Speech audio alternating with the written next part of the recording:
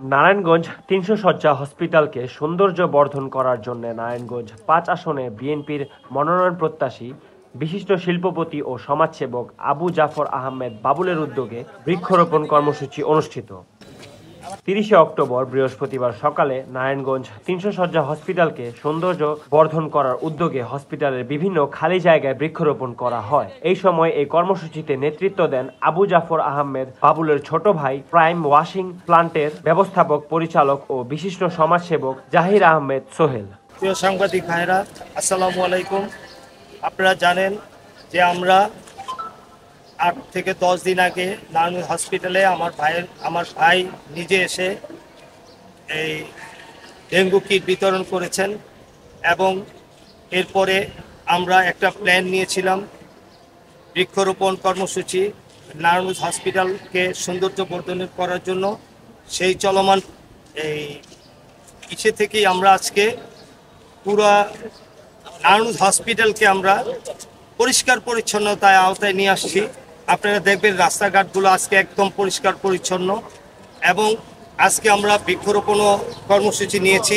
পুরা নারায়ণগঞ্জ হসপিটালের যত খালি জায়গা আছে প্রতিটা জায়গায় আমরা একটা করে বৃক্ষরোপণ করব। আপনারা জানেন যে কিছুক্ষণ আগে ডিসি মহোদয় এবং স্বাস্থ্য সিভিল সার্জন মহোদয় ওনারা আসছিলেন। তা আমি স্যারকে রিকোয়েস্ট করেছিলাম যে স্যার আপনার হাত দিয়ে একটা গাছ লাগাতে আমার ইচ্ছা। তা স্যার বললো যে না, আসলে আপনি লাগান, যে আমার একটা অনেক প্রোগ্রাম আছে, নাহলে আমি আপনার সাথে থাকবো। তা যাক, স্যারকে অনেক ধন্যবাদ। স্যার আজকে একটা ডিজিটালি ওপেন করছে, আপনারা দেখেছেন। তা আমরা এর ভিতরে আমাকে একজনের প্রশ্ন করেছিল যে এই যে আপনি পরিষ্কার পরিচ্ছন্ন করতেছেন, গাছ লাগাচ্ছেন, এটা কি 2 দিনের জন্য? আমি বলছি যে না, এটা 2 দিনের জন্য না। আমাকে আল্লাহ পাক যতদিন বাঁচিয়ে রাখবে ইনশাল্লাহ প্রতি সপ্তাহে এই যে ছেলেগুলো দেখতেছেন আমার, এরা হচ্ছে আমার পরিচ্ছন্ন কর্মী। এরা সবাই কিন্তু খুব ভালো ঘরের সন্তান, কিন্তু তারা আমি তাদেরকে নিয়ে একটা টিম গঠন করেছি। যেই জায়গায় কোনো প্রবলেম থাকবে আমরা এই টিম সমাজসেবামূলক কার্যক্রম পরিচালনা করবে এই টিমকে নিয়ে।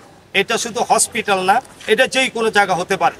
আমরা একটা সংগঠন নাম দিয়ে আমরা একটা সংগঠন করবো ইনশাল্লাহ।